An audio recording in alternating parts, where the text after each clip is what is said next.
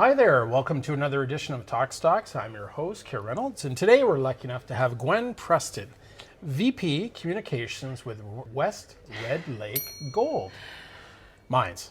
It's a long name. It's hard to get out. I struggle with it too. Well, last time I used a different term, and we had to edit that. So there we go. Here we go. We're 2 for 2. It trades on the TSX Venture Exchange with the ticker WRLG. And for those of us, of my viewers that might not know who you are, maybe you could explain a little bit about your background. Absolutely. Sure. So I joined West Red Lake 6 or 7 months ago. And I did that. I closed the business that I had built for 10 years previous to come to join the company. And that previous business, I was a newsletter writer. So I used to sit on your side. I used to be the asking questions person. And that newsletter, the premise was, there's lots of retail investors out there like your audience who understand there's opportunity in metals and mining, but also understand that it takes so much knowledge and time and sort of network to be able to find the best opportunities in the space. So I wrote about what I was buying and selling in my portfolio for my subscriber audience. And it was I loved it. It was so interesting. I learned so much. Managed to help subscribers to some pretty fantastic wins. Of course, we had losses along the way as well because this is junior mining. But when I was ready for a change, and I also realized that one of the most reliable wins in the portfolio, one of the most reliable ways of getting wins in the portfolio was by owning companies that were putting mines into production. So the second half of the Lassonde curve. And so when an opportunity came up to join West Red Lake, that's what I did. Couldn't refuse. Couldn't refuse. So we're sitting here today. We're in Zurich. We're at the SMI, the Swiss Mining Institute conference here in November. What are sort of 3 things that you're kind of hoping to accomplish while you're here at this conference? Good question. So I think the first thing is 2024 has been a really busy year for West Red Lake. We've raised a lot of money, $100 million. We've done a lot of what I'll call like the grunt work of getting our mine ready to go back into production. 2025 is lined up to be the year that we can sort of start knocking balls out of the park a little bit, because we're going to be able to we're going to turn on the mill and be able to, process the bulk samples that we've pulled out that will demonstrate that a bunch of the work that we were doing underground, definition drilling to create a better, more accurate model of where the gold is, that work is working. We're going to turn the mill on. We're going to start mining. We're going to go into production. We're going to start slowly and then build, and then we're going to be a rare new gold mine in 2025. So it's been a grunt to get through 2024. So I'm here to really help investors look ahead to 2025. And I think in this gold market, there's not very many companies, especially small companies, putting new gold mines into production. And small companies with new production is a really strong way to play a gold market. So that's really the story that I'm trying to sell. I'm not here to raise new money. We did just do a financing, and we announced a debt facility. And so we have all the money that we need to get this mine into production. So I'm not here to do that. But really, I'm here to help clarify how close we are to production.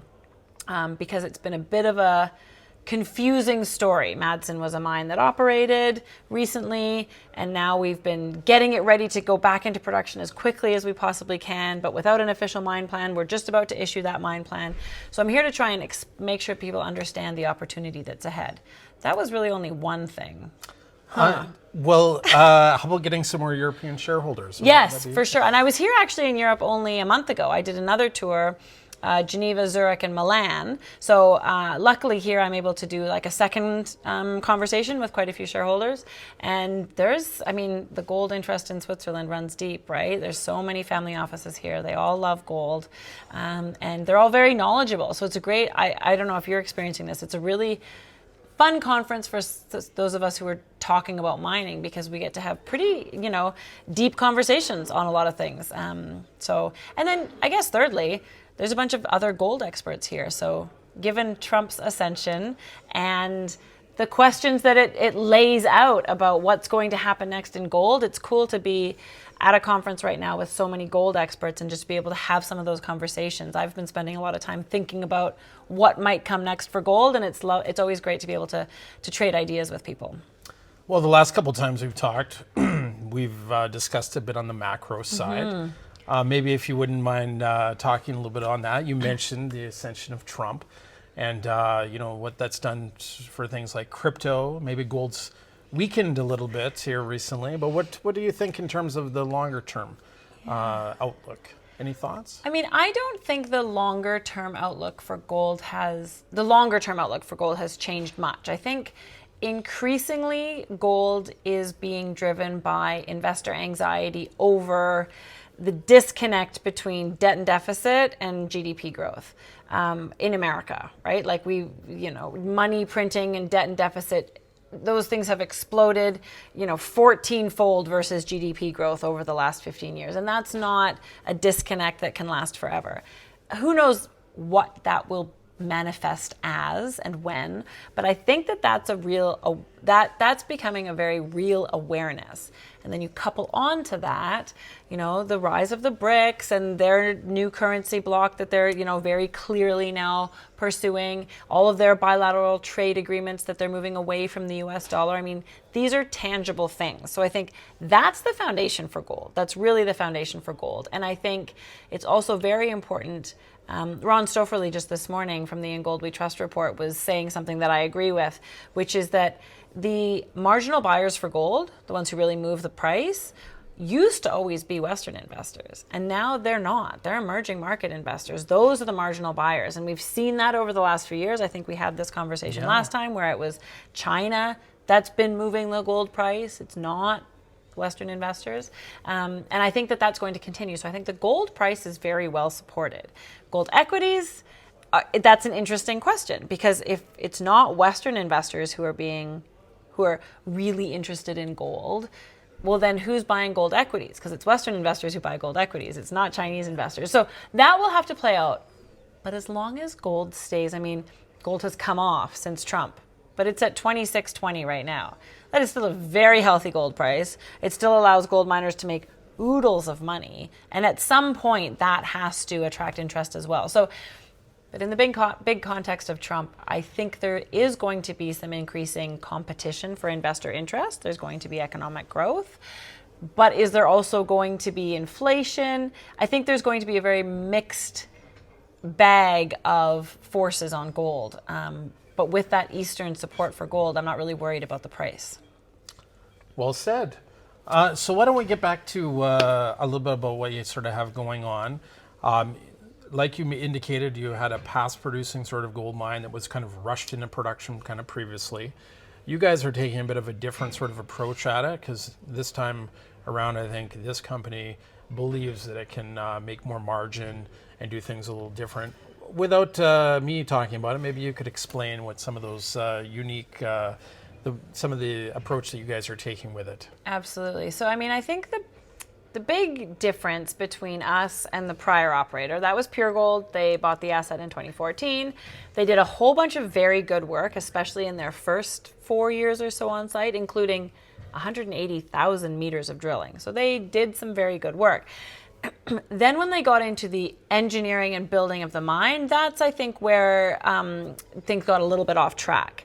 And the foundational error is that once they started engineering and building the mine, they didn't really do much more drilling. And so then they were mining a resource that was defined with drill holes that were on average about 20 meters apart.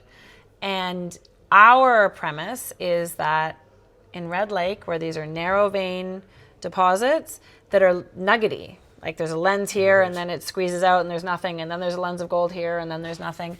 You need drill holes that are more like 7 meters apart, not 20. So we've done 45,000 meters of drilling into the known resource over the last not even year, so that we can pull that drill spacing tighter and therefore know more accurately where the gold is. And so if you think of there's a resource envelope.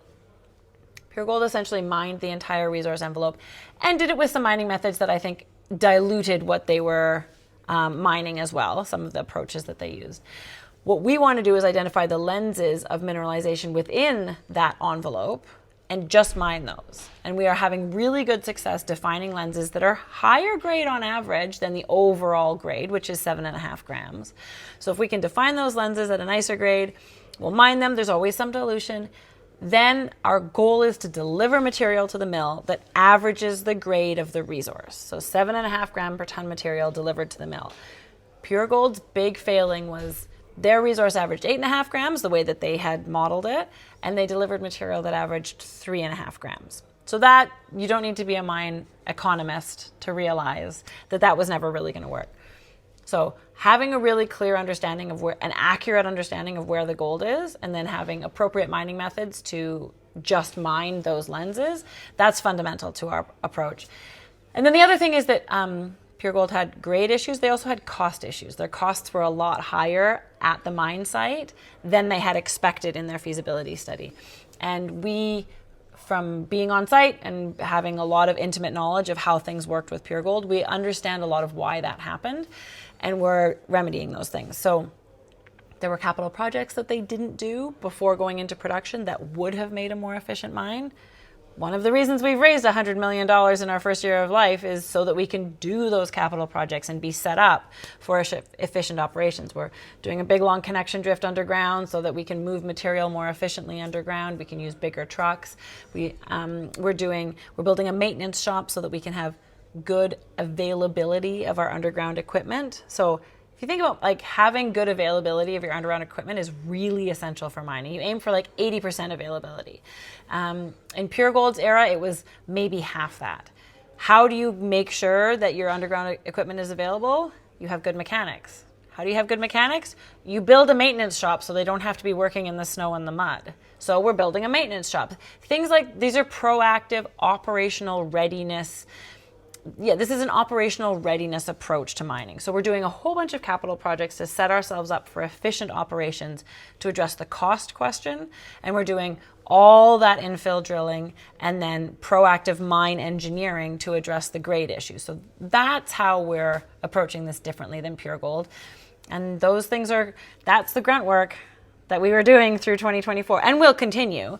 But now in 2025, we're at the point where we're planning to turn the mill on probably in the first quarter, near the end of the first quarter.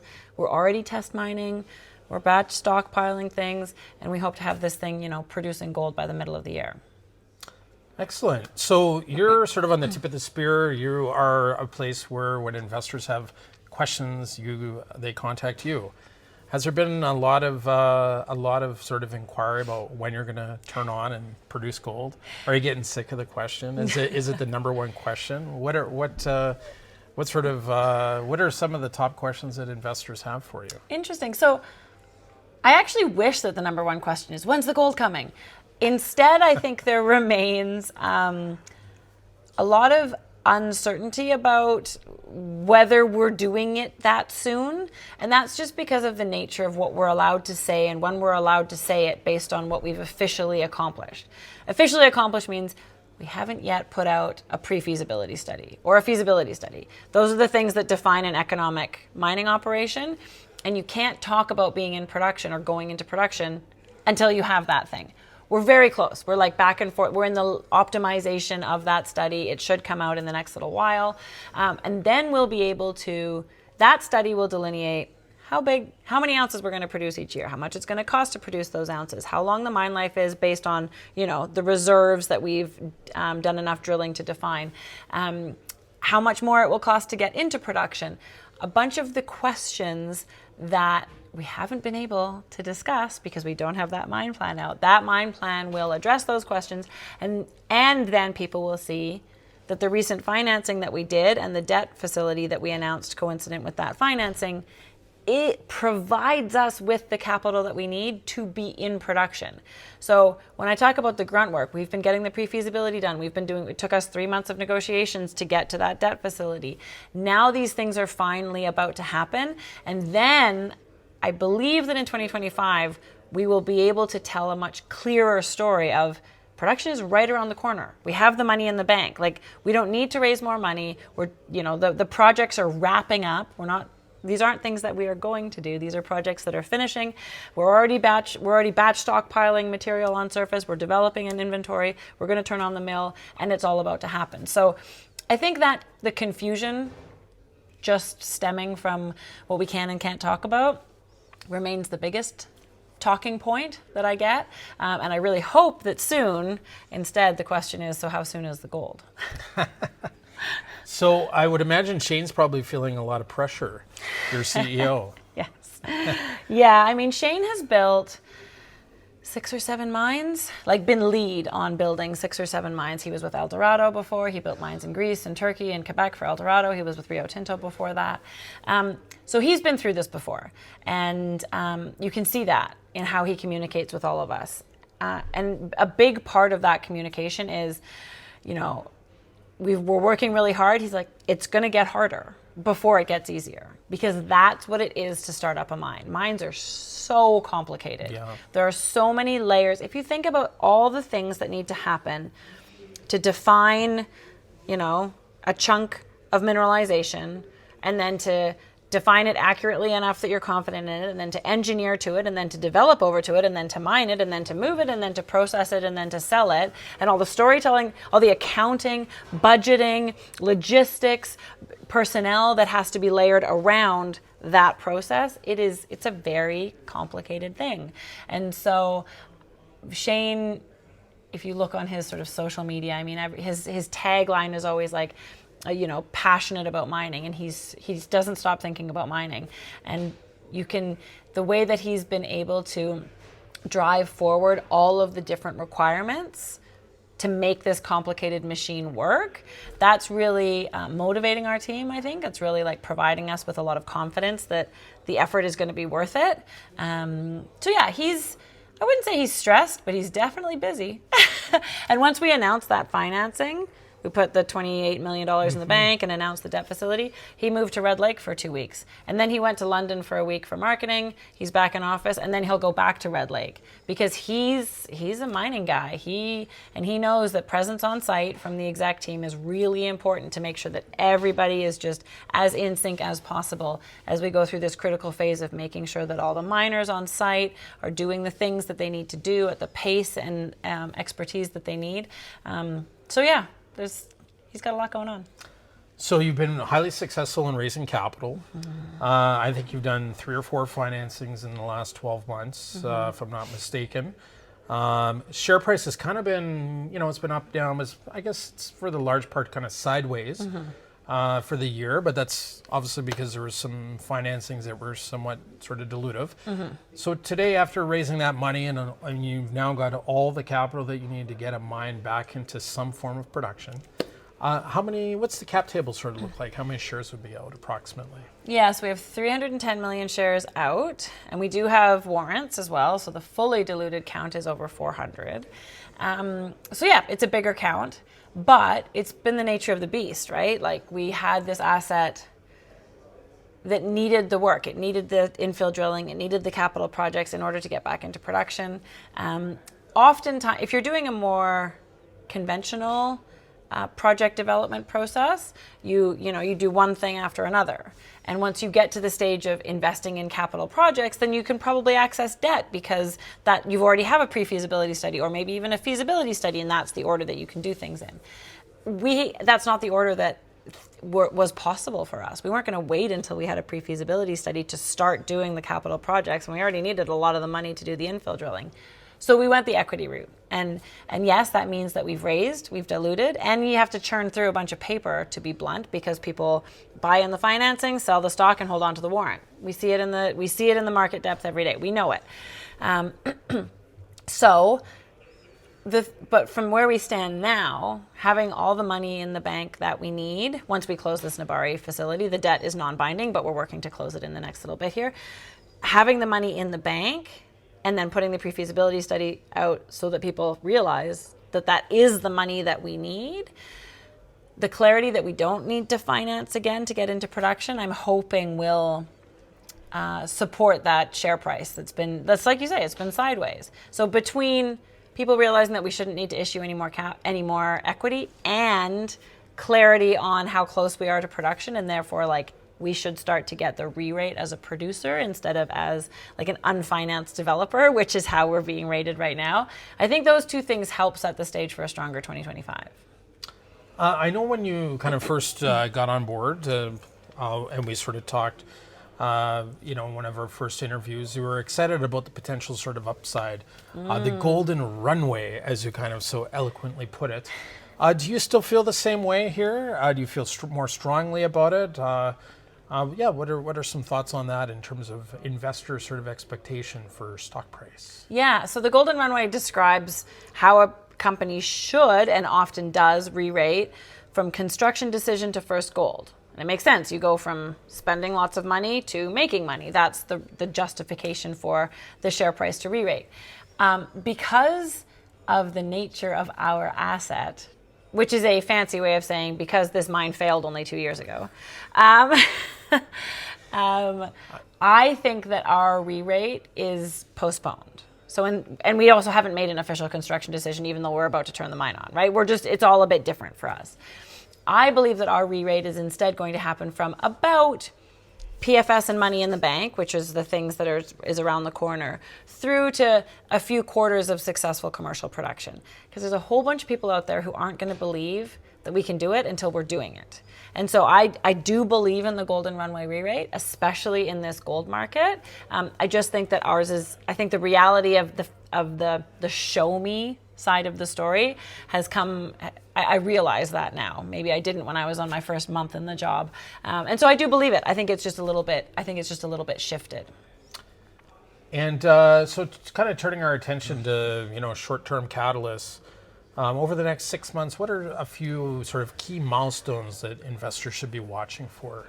So I think the most important is going to be this PFS. Closing of the debt facility. So here's what we're going to do, and we have the money to do it. And that's, December and or January, depending on how these things line up. So I think that's really important in the short term.